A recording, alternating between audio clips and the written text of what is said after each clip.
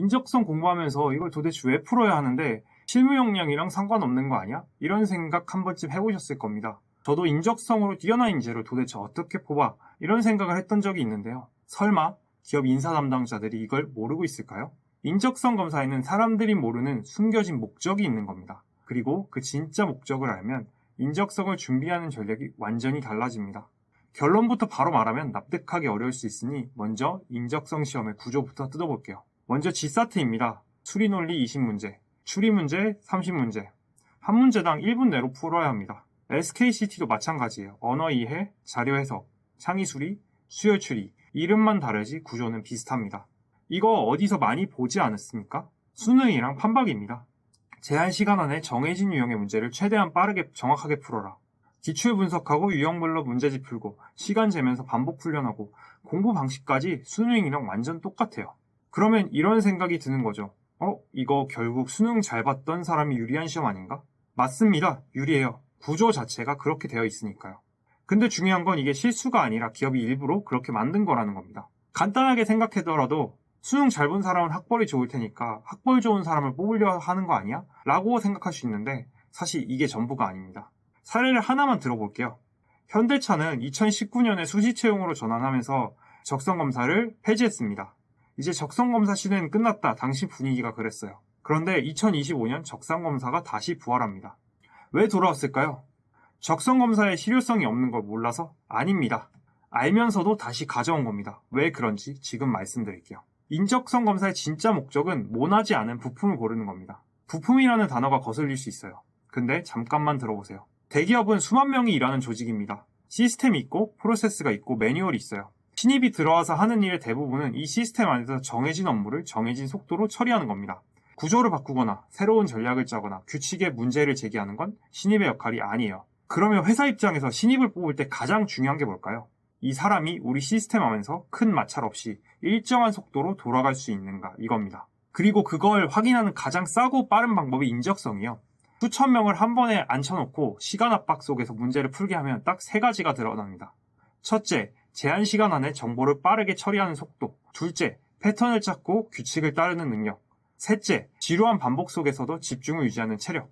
이 능력들은 혁신적인 사람한테 필요한 능력이 당연히 아닙니다. 시키는 일을 꾸준히 잘 해내는 사람한테 필요한 능력이요. 다시 말하지만 모나지 않은 부품을 고르는 게 진짜 목적인 겁니다. 적성검사에 더해 인성검사가 추가됩니다. 인성검사의 역할은 간단해요. 이 사람이 조직에서 문제를 일으킬 가능성이 있는가, 조직에서 충돌을 일으킬 것 같은 사람, 예측이 안 되는 사람, 이런 사람들을 걸러내는 겁니다. 적성검사로 속도와 정확도를 보고 인성검사로 위험신호를 걸러내고 이 두 검사 합치면 어떤 사람이 남을까요?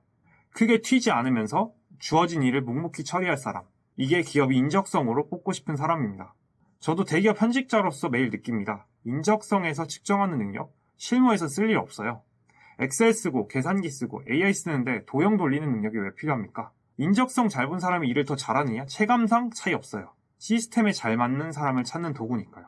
인적성 공부하면서 이게 실무랑 무슨 상관이야 하고 답답했던 분들이 이제 이해가 되실 겁니다. 실무랑 인적성이랑 상관없는 게 맞아요. 원래 상관없는 겁니다. 기업도 알고 있어요.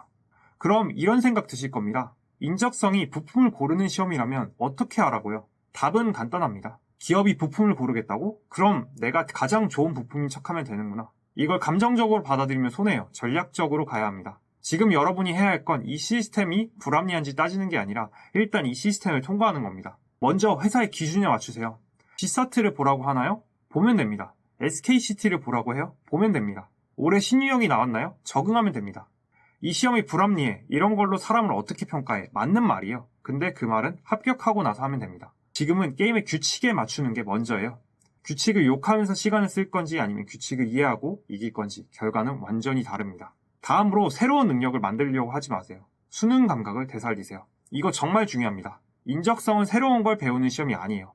여러분이 수능 때 이미 만들어놨던 문제풀이 회로를 다시 켜는 겁니다. 기출 유형 분석하고 시간 재면서 풀고 틀린 유형 반복하고 오답 노트하고 그냥 수능 공부처럼 똑같이 하시면 됩니다. 저는 인적성 합격률이 50% 정도였어요. 인적성에 진지하게 집중한 건 2주 정도였습니다.